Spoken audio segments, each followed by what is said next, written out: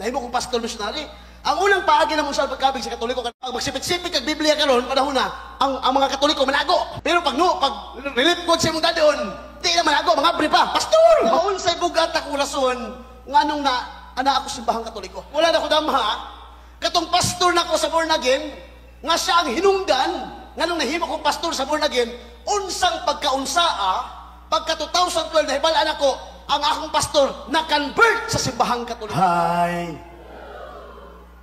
O God, tinamita, tikatates, alities ala hypertes. O sa kagrigong pinulungan, na kung hubaron sa Latin nga pinulungan ng ingon, nun enim posomos aliquid adversus veritatem sed pro veritate. Nasabtan siya. Na kung hubaron sa Bisaya nga pinulungan ng ingon, kaya wala kita'y mabuhat sa pagbatok sa kamatuuran, kundili ang pagdapig sa kamatuuran. Amen. Atong hatagan ko sa kapakpag atong Ginoo. Karon pa ko kabalo kaning mga tao di kabalo mo ihap. Tagatog ko sa kapakpag atong Ginoo be. Naagyapon. Tagatog duha kapakpag. So mga igsoon ta maglangay, magpaila ko ako na si Brother Rosby Alihabo. Usa ko ka lay minister sa Surigao del Sur. Unya kasamtangan pud karon nga presidente sa Catholic Faith Defender sa Diocese of Tandag, Surigao del Sur. Kunting background lang. Kunting background lang, usa ko ka former pastor, missionary from born again Christian. Amen. Maglain mo dilang tawan. So kami to klaseng born again, katong dili mo tuog santos. Dili mi pareha sa Katoliko, ang Katoliko daghang kay santos, tinuod eh. Tinuod eh. Ang Katoliko daghang kay mga santos, dahil San Pedro, San Pablo, San Telmo, San Tayong. Kami sa born again wala mi santos. Pero nami giila ka santos, kailan mo kinsa? Si Judian Santos. So mga igsoon, allow me to share my conversion story from born again pastor missionary to Catholic defender. Amen. So mga igsoon, dili ko inborn ka born again. Dili ko inborn ka born again. Ang una gyud ako nga simbahan nga pasugupan, kanang usa ka simbahan nga Alliance Kamakop. Kasi pamilag Alliance Kamakop dire. Protestante gihapon. Christian and Missionary Alliance Churches of the Philippines. So di ako nakailan ni Kristo, di ako gibautismohan. Pangutana, brad, ngayon naabot man ka sa born again. Tungod ka to sa human ako, sa college life na ko mga higala, nahimulag ko sa pamilya, dito, nakaami ko kong pastor sa born again. Unya katong pastor sa born again, nagsulod-sulod na ko sa simbahan sa born again, nabaguhan ko. Kaya ang born again alive, balik ang born again. Amen. Praise the Lord! Hallelujah! Inaala mo na yung born again. Amen. Sinagitay, kinawayay, praise the Lord! Ang mga born again, bisan Birni Santo, mag-Alleluia! Tinood eh. O na nga, gibiyaan ako ang simbahan nga Kamakop, Alliance, nibalhin ko sa born again. To make the long story short, katong pastor lang ko sa born again, iya kong pa-eskwela o Bible school pagka-pastor nga to sa Pagadian, Tukuran, Sambuanga del Sur. Kisa taga Pagadian dre. Psst! Oy! O dito. So kapag-eskwela ko sa Tukuran, Sambuanga del Sur. So ang among gitunan nga to, Biblia. Pag-eskwela mo, pastor, ang among gitunan Biblia. Gitawag na mo Sola Escritura. Unsa to? Versikulo laway, kapitulo baba. Mo nang gitunan na mo. Sa Bible school, gitudluan mi how to preach the gospel of God.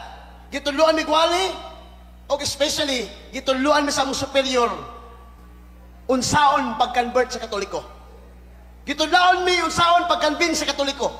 Nga naman, giingnan mi, kung mahimo mong pastor missionary, kinahanglan inyong sangyawan Katoliko ra. Ayaw mong sangyaw sa iglesia, born again, baptist, ang iyong sangyawan Katoliko ra. Nga naman, Katoliko mong sangyawan. Kaya Katoliko magyango raman daw. Walang among target mga igsoon, Katoliko ra. To make the long story short, mga igala, unsay pamaagi na mo unsay pagkabig sa Katoliko? Naitulog ka pamaagi na mo kanadto. Nahimo kong pastor missionary. Ang unang paagi na mo unsay pagkabig sa Katoliko kanang gitawag mo Arus Caldo Patron. Hey. Kawa Arus Caldo Patron? Feeding program. Magpakaon mi sa mga Katoliko, nahitabo ba na dali? Nahitabo. Ikaduha kanang gitawag mo compassion. Unsa na compassion? Ang among simbahan nagpa-eskwela sa yung anak kinder padulong college, libre tuition fee. Naba na dire? Na, ibaylo sa Katoliko ang kaluwasan para sa kalawasan tinuod eh. Oy. Ikatulong pamaagi na mo saan pagkabig sa Katoliko, kanang gitawag house-to-house evangelization. Nga kaming Katoliko, libut-libuto naman yung Katoliko, tagsa na mo simba, magputos mig 5 kilong bugas, tulong ka dito tag sarilas, 5 noodles. Kay bright mo ng Katoliko usahay. Pag magsipit-sipit kag Biblia karon panahon na, ang mga Katoliko manago. Oy, manago. Pero pag relief code sa mong doon, di na manago, mga pre pa, pastor, mangampayo, pastor. So malang teknik na mo.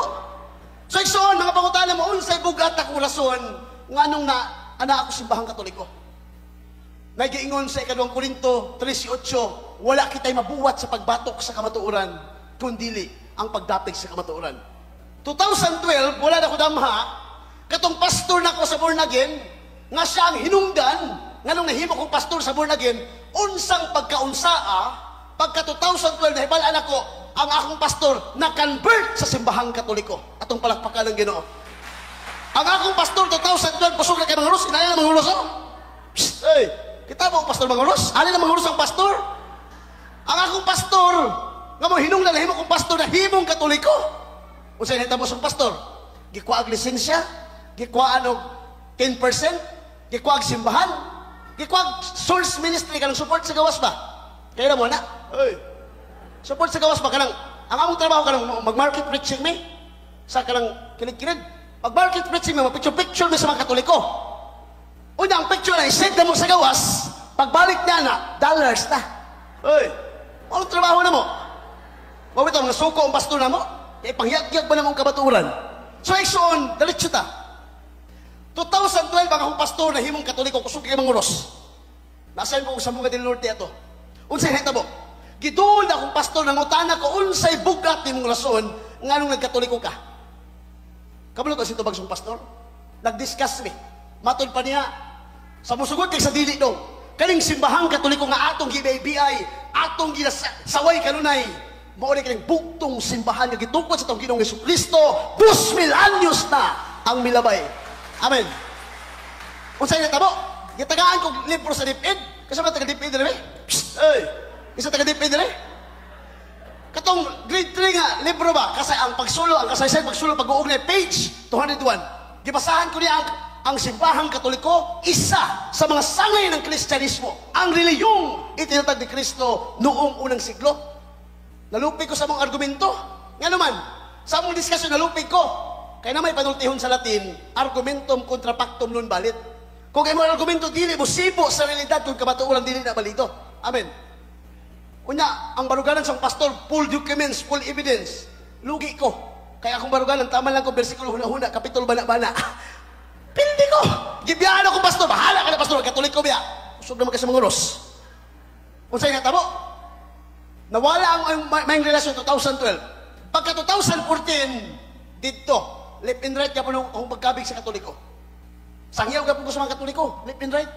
2014, na ako'y amigong pastor sa Pagadian, Sumanga.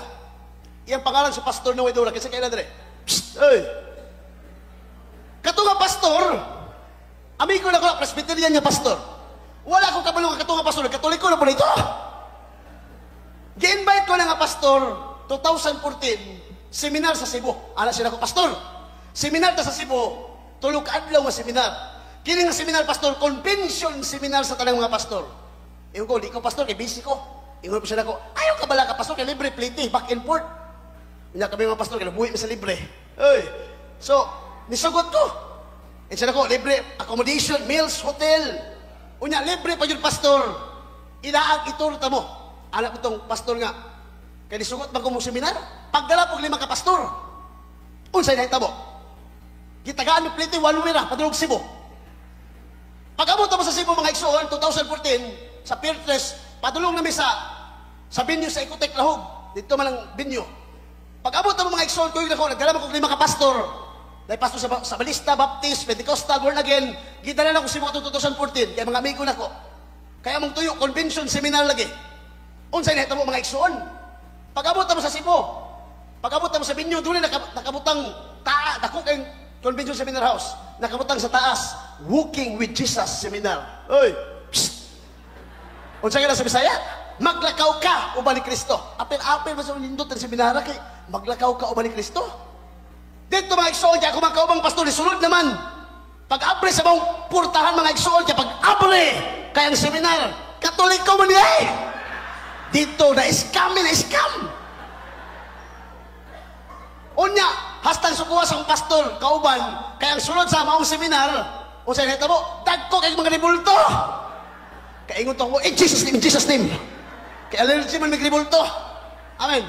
O sa inita mo, nasuko ko mga kaubang pastor nga naman, tungod kay, ngano ko nung gidalan ako sila sa Katoliko? Maka-impirno man naman ang pagkapilapil sa Katoliko. Psst, oy, maka-impirno. Wala to, ingon to mga kawan, mangulit na, ma-impirno to dire. Ang problema ko sa along pag-uli ang plite. Kaya kinahanglan mo naman humanon ang tulog kadlaw kasi ay hamin taga ang plite. Napugos yun ko. Giingalap sila nga, unsa o to pag-uli ang plite? Eleksyon, manguli bagod sila. Giingalap sila nga, ayaw mo kasuko diya. Ato na lang humanon ang seminar. Total, ang atong membro, huwag man kabalo nag-seminar ka sa Katoliko. Nisugot ako mga kauban.